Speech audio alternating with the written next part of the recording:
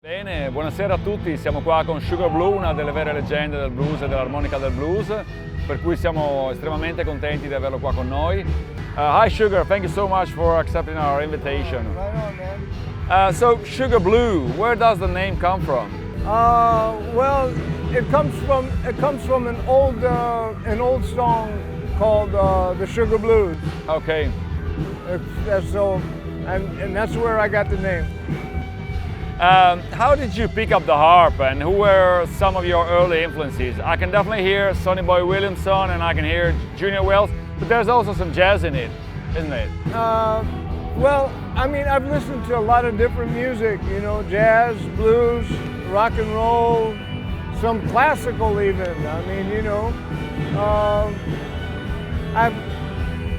I've taken from a very broad palette of music, so.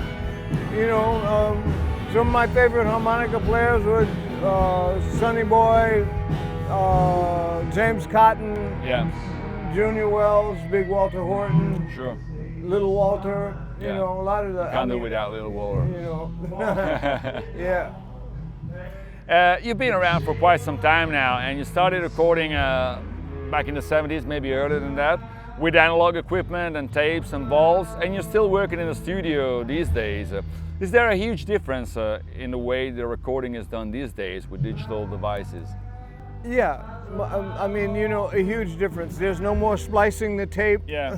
You know, everything is digital, and I don't know. I remember liking tape better because The warm sound? Yeah, the warm sound, and not to mention once I was recording something, and the next day I came back to hear it, and the machine went crazy, and we lost all of the information.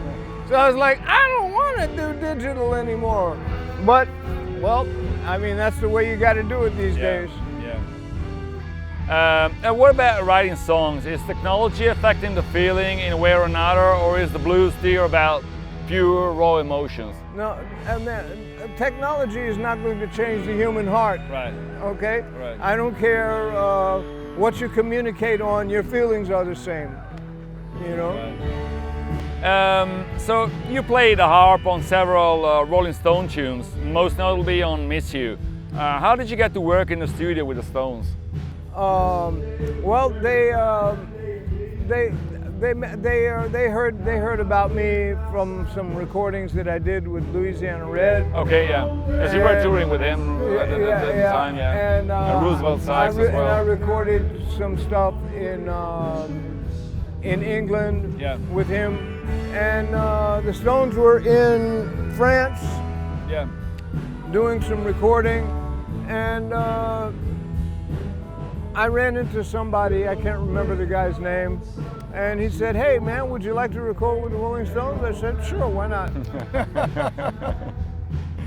Good. Your latest album, Colors, which came out a couple of years ago, is an eclectic effort with different musical styles in the mix. A bit of pop, world music, a Beatles cover, a funky groove on Downhill. Did you actually record it on 4 continents? Yes. Yeah, okay. Yeah. So it's Italy and... Italy, China, Africa, and the US. And the US, right. Good. And you can hear all those influences in the recording for sure. So what's up next? I don't know yet. We'll find out. Thank you so much.